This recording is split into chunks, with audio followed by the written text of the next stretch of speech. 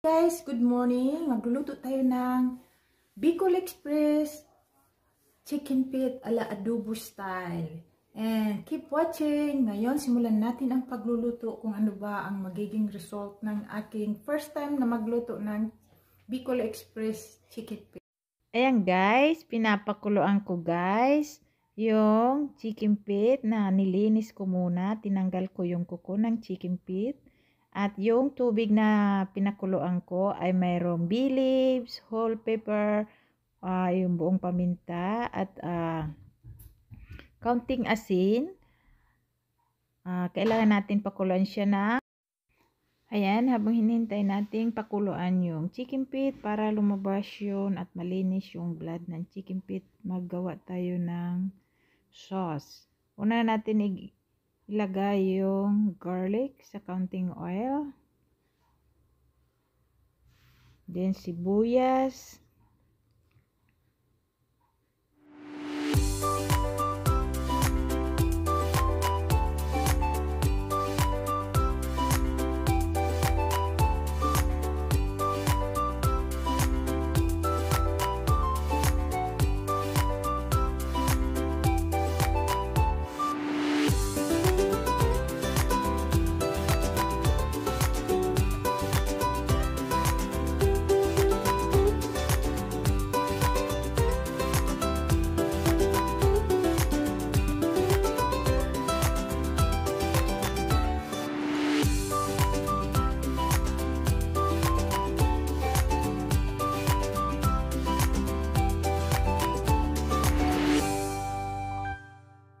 Yan, luya or ginger.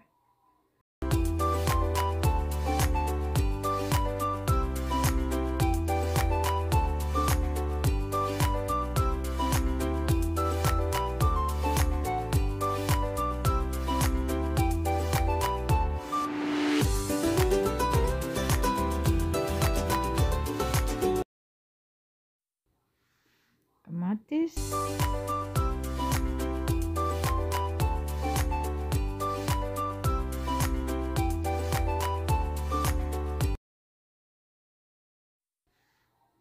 Lemongrass or tanglad.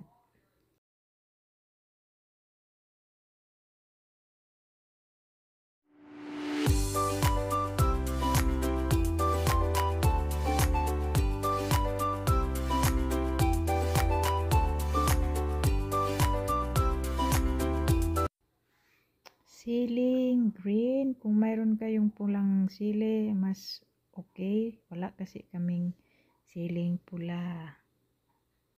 Ayan na po, after 20 minutes ayan, kung nakikita nyo, lumabas yung blood sa chicken feet. After 20 minutes na, i-boil ko sa mayroong spice na bay leaves. Ayan po, ugasan natin ng malamig na tubig para malinis yung mga lumabas na blood. At ilagay natin sa strainer para maiwasan na madaming tubig.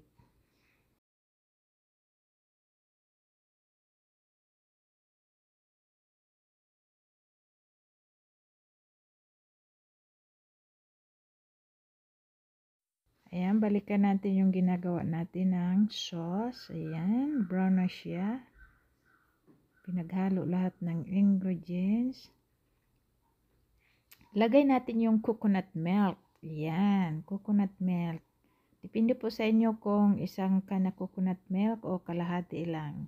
Depende po sa dami ng yung lulutuin. So, hintayin natin guys na magis siyang malapot at ma-mix na yung lahat ng sangkap sa coconut milk. And then, ayan po, malapot na siya. Lagyan natin ng bagoong o shrimp fish. Dalawa pong klase ang bagoong, yung pong luto na at saka ito pong kulay pink, hindi pa po yan luto. So, meron ako noong luto ng shrimp fish na kulay brown. So, I prefer na gamitin ko itong kulay pink na hindi pa luto na lamang. So, ayan. Mix natin hanggang maging creamy yung coconut milk na para siyang napakalapot na at lutong-luto siya. Hintayin natin and then lagyan natin ng toyo or soy sauce. Ayan. Kasi hindi na po ako gagamit ng salt. So, yung bagoong, salty na yun, maalat na yun. At the same time, yung toyo.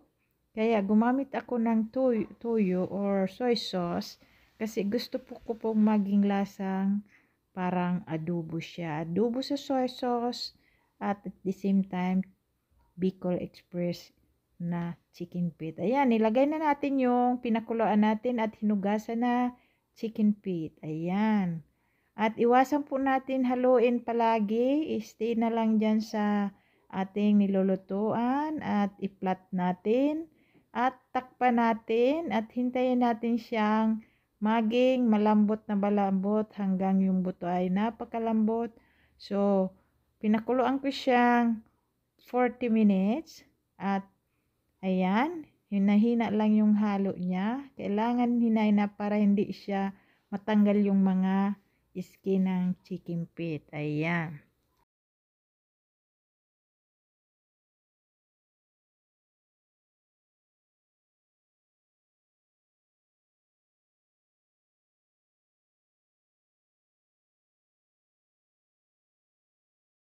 Now, lagyan natin ng chili flakes. Gusto kong maanghang na maanghang. Mayroon na siyang green na sili, pero gusto ko pa rin dagdagan ng chili flakes. Ayan. It depends po sa dami ng lalagyan nindong chili flakes at lagyan natin din ng paminta. Ayan. Depende rin sa inyo sa kung gaano kadaming paminta, garlic powder, onion flakes, ayan.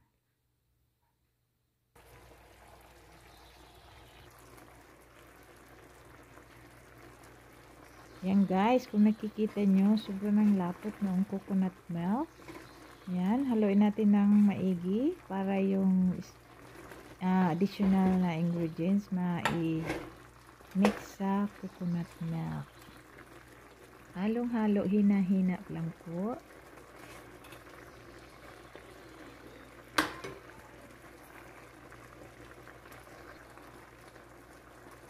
Ayan, lagyan ulit natin ng soy sauce. Kasi nantikman ko ay hindi pa siya maalat. So, mas gusto ko nga po yung madami ang soy sauce.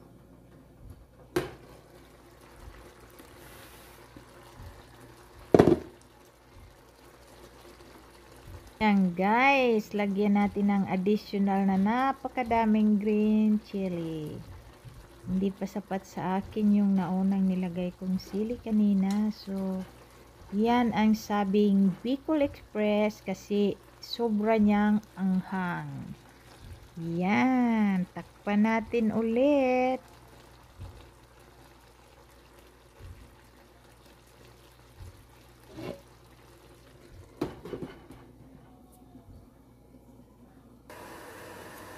Ayan po, nag-blanch po ako ng choy sam. Huwag po natin i-overcook yung choy sam. Ano lang po natin, yung blanch lang po para siya crunchy mamaya pag kinain. Yan pong choy sam ay ilalagay natin sa ating Bicol Express chicken feet sa ilalim ng ating paglalagyan.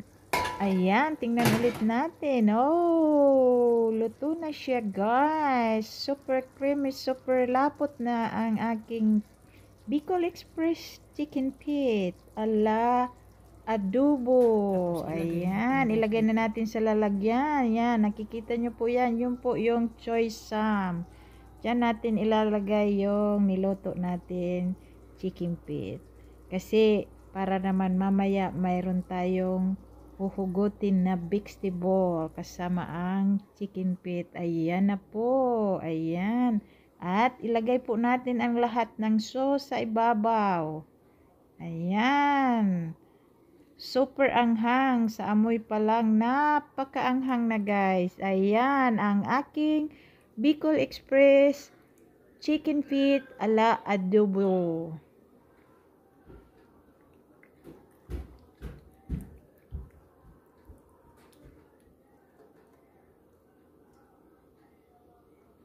Ayan guys, yan, tingnan nyo yan guys, super anghang talaga guys. Thank you for watching my simple Bicol Express ala adobo recipe today. Yum, yum, yum, yum. Thank you from the bottom of my heart. Thank you for that super lalabs supporter, mga viewers, subscriber. Thank you mga kalalabs team. Thank you. Bye-bye. Kainan na.